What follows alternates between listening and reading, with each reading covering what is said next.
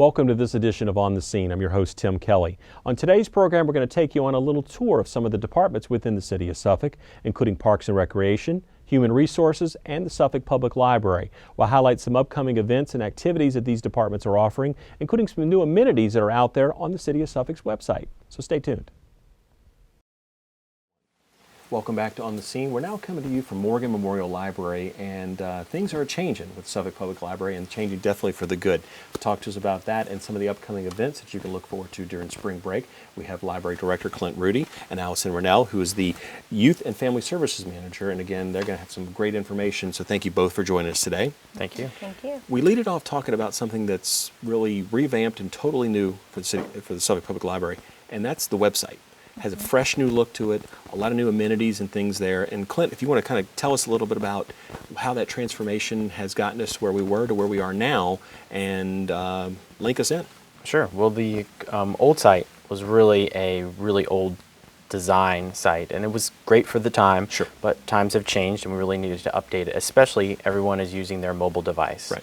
So the old one just didn't look good, especially on mobile devices. So this one immediately adjusts to the mobile device, no matter if you're on your tablet, on your phone, and it allows you to do a lot more things. Mm-hmm. So right on the front page, you can get to a lot more things. It's much more aesthetically pleasing, and it allows us to make updates really on the fly. So we're really happy about it, as well as also joining with social media. Right. So we're now on Facebook, LinkedIn, and Twitter, and all of those integrate directly into the site. Now, when you go to the homepage, I know one of the things that caught my eye was the nice calendar that's on the right, and then you also have some nice tabs across the top that kind of break up some of your subject matter, including certainly people referencing, your reference the books that you have here, as well as downloads, which I think is an interesting tab. I know we've been talking about it for a while in some of our shows about all the digital resources that y'all now have access to, and as a result, people who are library card holders have access to. But talk a little bit about how that layout is going to help people kind of tap into that maybe a little bit better. Sure. We did some research on to what are other sites doing, what do people look for, what terms do we use internally versus what the public wants. Sure. And so research it is an obvious one. It's all of our databases. So if people want to research whether they want to find an item on the catalog, a newspaper article, any other reference tool, that's under research it. And then you mentioned download it. Right. And that again is whether you want an ebook. Right. When you want to do Zinio for our magazines, it really helps you to go right to where you want to go without having to click. Our goal is one click. Right.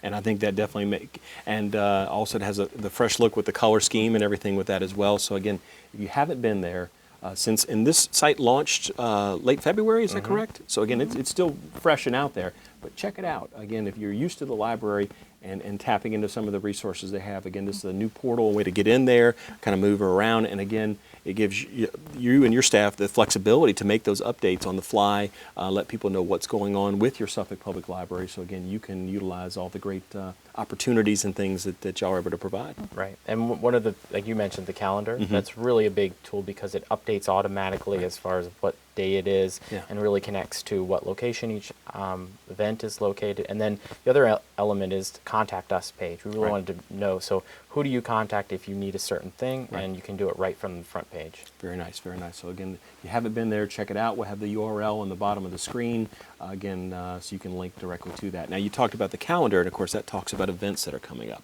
And a number of events that are coming up. Allison talked to us about spring break. I mean, a big time coming up. I think Suffolk Public Schools is out April 6th through the 10th. Yes. And so it's going to be a busy week, and certainly parents and young people are looking for things to do, and Suffolk Public Library provides that, don't they? We definitely do. So at all three of our library locations, we are offering programs for children who are in the elementary school age and some programs for high school and middle school age as well. Both here at the Morgan Library and in the North Suffolk Library, we have, for the elementary school age, two things going on every day. There's an afternoon program for kids who are looking for something to do in the afternoon while they're off, and there are evening programs for students who maybe can't get to the library till after hours because their parents are still working or whatever. So we have multiple opportunities. All of our programs are designed to be fun and to have fun over break, but they also have a critical thinking element to them. So it's a type of situation where they're going to be learning a little bit while they're doing the programs, but they might not necessarily know that. Yeah, so it'll be fun. It works for everybody there. Now, do you have to pre-register for any of these events? A few of them you have to pre-register for, and all of that that information is on our calendar and on our event section in our website. And then you can always call the library for information. And some of them you can just come into. We have movie nights at both North Suffolk Library and here at Morgan Memorial that do not require registration. Got it. And then there's a few programs that do and a few programs that don't. It just depends on the day. And any cost to the participants? Everything is absolutely free. Okay. Good So deal. it'll be a lot of fun and definitely a great way to spend your time during spring break. Okay. Now, if someone wanted more information on the spring break activities, would they contact you, or is there some general entry point they could get into the Suffolk Public Library to find out more? Or? Yep, all of as I said, the events on the calendar and the events on our print calendar has the description of what the program is. But yes, definitely call the library. Ask to talk to anybody in the Youth and Family Services Department because we can give you definitely tons of description about what we're doing that week in particular, and the staff here at the library too would be able to give you more information. Got it. Now, you mentioned afternoon or some daytime and then some evening things. I wanted to talk real quick, if we can, new hours. Again, and that started, and that's new for all three branches, correct? And we could talk a little bit about what the hours are and really the philosophy behind that change to kind of, well, I'll let you tell the story. I don't want to give it away, so to speak, but. Sure. Well, we did a survey in August, and we really wanted to figure out how are people using the library from the staff point of view and from the public, and just to see what are their trends and how do we need to adjust to that. And one of the things for me is consistency. I really wanted to be as consistent as possible. So every location, all three, open at 10 a.m. Okay. And that's Monday through Friday and then Chuckatuck is not open on Saturday, but Morgan and North Suffolk are. And then we wanted to see, okay, when are people available? And a lot of people want to come in the evenings. Sure. And it's whether it's after work or school. And so we extended till 8 for Monday through Thursday for Morgan and North Suffolk. Okay. And so we really, again, you don't have to think about it as much of when the library is open, and it's available for when you need to be there.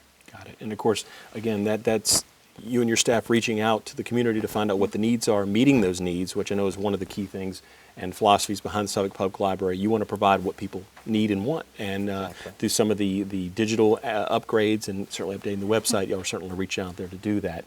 Now, one thing, it's kind of a special time for Suffolk Public Library and libraries across the country. National Library Week's coming up the week after spring break. Yes. Talk a little bit about National Library Week, what it recognizes, and maybe what y'all are going to be doing. Sure. Well, it's always in April. It tends to be the second week, so this year it's the 12th through the 18th. And we really want to try to recognize, what we do, and maybe pull in people who haven't used the library, whether they haven't used it at all or haven't used it in a while. And we also have the Tuesday is National Library Workers Day, just kind of recognize all library workers for what they do. And so we're hoping people will come in, stop by. We're still working on a few ideas, but just to give a little bit of a teaser, we are trying to do some theme days. So we're hoping people will stop by and kind of see, what we're doing, and talking with our excited and informative staff. Indeed, indeed, and to note, we're at Morgan Memorial Library today, and of course, again, North Suffolk and Chuckatuck are the other two branches, but you'll notice something different when you walk in here as well, and kind of taking existing space and retooling it a little bit. It's a lot more open when you walk in here. Just talk about kind of the philosophy behind some of the changes made here as well. Sure. So when we decided to look at how we organize our space here, we really wanted to focus on sort of like what we did with the website and with the hours, what the best fit for the community needs. So what we did is we thought, how can we open this place up, and how can we make more places for patrons to be in the library? So in the area we're sitting in right now actually did not exist before. It's a place where people can come and have quiet study. We now have a children's area where parents and children can sit together and read and do activities. We have added several more computers so that now your wait time when you're trying to come in to make a reservation is significantly reduced. So that's very exciting. I know there's been a lot of positive feedback for us on that. And that's really what we've noticed people coming in for. They want to come in to study. They want to come in to have fun with their children, and they want to come in to be able to use our computers and other electronic resources. So that's really what we focused on, and so what we did is how can we make that work Right. in our space.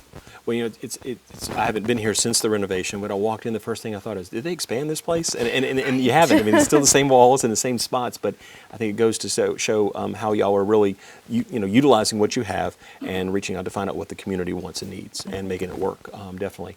And one thing I want to note, all the resources and events and things we talk about, all you need is a library card, right? And those are free as well. But talk about how easy it is to get a library card and get yourself tapped into not only what you can get at the branches, but also you can go online to do some of the downloading and things like that as well, correct? Right. Correct, yes.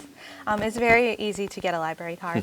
All we ask is that you bring a picture ID and something with your address on it. Right. And it doesn't have to be your license. We really will take any sort of picture ID. Okay. And we take a few seconds of your time to give us your information so that we can contact you when your books are coming due and if they're ever overdue or if you're putting on something on reserve. Right. And then also with that card, once you have it, you're able to access all of our electronic resources from home or from in the library or really from wherever. So Perfect. It's wonderful, and it takes about maybe 3 minutes to set up a library card. Sounds pretty easy, but again, ease and access, I guess, again, two other philosophies that y'all try to incorporate into what's going on with Suffolk Public Library. And again, direct people to check out the website, which has a wealth of information. And again, some of the resources that we've talked about, you can access those directly from there. So something you want to check out. So I just want to say, Allison and Clint, thanks for both of you for joining us today to talk about what's going on with Suffolk Public Library. And certainly we know there's a lot more to come. Yes. So again, pardon the expression, stay tuned. So thank you both again. And we'll have more on the scene when we return. Welcome back to On the Scene, joined now by Dr. Nancy Olivo. She's the Director of the Human Resources Department here with the City of Suffolk. Dr. Olivo, thanks for joining us today. You're welcome. Let's first up talk about what does the Human Resources Department do both for current employees and for potential future employees as well. Okay, well, the vision for Human Resources is for us, the organization, to be filled with talented, engaged employees that deliver valued services to our citizenry, and that those services support the vision of the City of Suffolk. So under that broad vision, we have a number of focus areas or goals summarized by we attract, we retain, and we develop. So in terms of existing employees, we have training programs, we have initiative of safety first. We want to make sure our employees stay safe, which also saves the city money. We have a very comprehensive leadership development program. We administer benefits, pay, compensation, classification, and all the traditional things that a Human Resources Department does. Sure. Now, as far as potential future employees, and that's something nice because there's a new amenity to the City of Suffolk's website, and it's courtesy of Human Resources Department, and that's the job opportunities section of the site. If you talk a little bit about maybe the thinking behind redesigning and reworking that, and also kind of where that brings us today and some of the features that people will find when they go there. Okay. Well, we are really excited that we just implemented our new site. It's called NeoGov. And there are a number of cities in the Hampton Roads area that have also employed this software. Right. It is a recruiting and advertising software. It will allow us to really support one of the city's main goals, and that is to be a more efficient and effective organization. NeoGov will allow us to streamline our processes by using automation and technology. We'll be able to post positions for the citizens to apply for. Right. And for the process improvement piece of it, it'll allow us to ask some what we call supplemental questions. So when a citizen goes online to apply for a job, we'll ask them questions. And then when it's time for us to review the pool, we'll be able to sort out and quickly identify those citizens who meet the minimum qualifications. And then we'll take a very careful look at those applications and follow up with interviews and so forth. There's a number of features that I think the citizens and applicants will find very rewarding, and that is if they are interested in applying for a City of Suffolk position, but those positions aren't open right now, they will be able to fill out what's called a job interest card. And so there are categories that the applicant can check off that, for example, if a planning position ever becomes available, or a solid waste collector position, or an engineering position, they can indicate that they're interested, and then when those positions become available, they will receive an email from the city saying this position has become available. We would encourage you to apply, and it'll provide the link by which they can apply. Another feature that is real positive for our applicants and citizens, when they do apply for a job, they then will be given information about how to go onto the system periodically to check the status of their application. So they won't have to guess as to where they are in the process. And then when a decision is made, we will be able to send an email or a letter out to them using technology, so we make it streamlined. Exactly, and I think that's the biggest thing, the responsiveness time that they're going to find as the applicant, just knowing what's, like you said, what's going on with the process, and it saves y'all the need to do that because the system is doing that itself, which is great, again, for the applicant to know really just kind of where things are, correct? Yes. Now, one other thing I know, when you come to the page, the great thing is right there are all the current jobs that are open right now. So you don't have to dig for anything. It's all right there. And of course, you can get to that page from the home page of the city's website. There's a little button on the left-hand side. It says employment. So again, click on that. It takes you right there. You're right in there, the portal. But one of the other interesting things is, and you talked about the interest card, and you think, well, okay, well, what do some of the jobs in the city of Suffolk, what are the qualifications? And of course, well, maybe they're not a job open now, but you can research that now through there and find out, well, this job requires this, or they're looking for these type of qualifications. And that's a nice amenity to know what are we expecting from future employees for a certain position, correct? Right. All of the job descriptions are out there on the site. So anyone that's interested to explore, to see what kind of jobs are out there and what the requirements are, or even for college students or younger folks to help them to know what kind of degrees they may need. They can go out and look on that site and determine, what are the requirements, both educational and in terms of experience. Sure. The other wonderful feature for doing business with NeoGov is that all of our jobs now, at no extra cost, will be posted out on governmentjobs.com. And that's a location where anyone in the country that's looking for public service typically goes to look for a position. So we will be expanding our, really the labor pool from which we're targeting. And in some of our positions, we do compete with the other cities. And so sometimes it is difficult to find talented and qualified applicants. So whether it's police or fire, now we will be casting a much wider net. We've already, within 2 days of implementing NeoGov, we had over 1,000 hits, and multiple applications were submitted for our police officer job. Again, you say it expands the potential talent pool, which is great, and also it just really getting the information out there, because when we have openings, we don't want them to sit there because someone doesn't know it's there. So this is another resource and a way for this information to get out there to the people that are looking for us, so we can connect with them, correct? Correct. Very nice, very nice. Well, Dr. Lebo, I appreciate you spending time with us today to talk about this new amenity that we'll find again on the City of Suffolk website. And again, thank you and your staff for all you do for the Human Resources Department here. You're welcome. Thank you. Thank you. We're joined now by Dana Spruill. She's with our Parks and Recreation Department. She's a marketing specialist to talk about a very unique event coming up here in late March. It's the Eggstravaganza. Dana, thanks for being with us today. Thank you for having me. Talk about the Eggstravaganza. What is this event and what's going to be happening the day of?